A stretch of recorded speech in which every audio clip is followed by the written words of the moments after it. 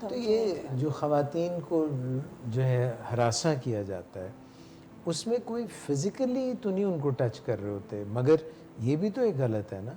तो एक्शन है वो नहीं हुआ, बट अल्फाज ही हैं। अल्फाज की नौयत बिल्कुल है आपकी। जो आप हरासा करना तो ज़ाहिर बात है सिर्फ अल्फाज की हद तक है। बुलिंग करना जिसकी आपने बात की थी, ये तो बाकायदा डिफ़ाइन किया गया। जो और वुमेन लोगों को बैट्समैन, साइकोलॉजिकली बहुत ज़्यादा उसका बुरा असर हो जाता है। जी बिल्कुल होता है, और ये लोग जुर्म है। नौकरियां छोड़ देते हैं, लोग जगह छोड़ के चले जाते हैं। ये बिल्कुल जुर्म है, और इसके लिए एक बाकायदा ख़वातीन के लिए फ़ोरम मौजूद है, वुमेन ombudsman का, जिसके तहत वो अपनी कंप्लेंट वहाँ पर कर सकती हैं।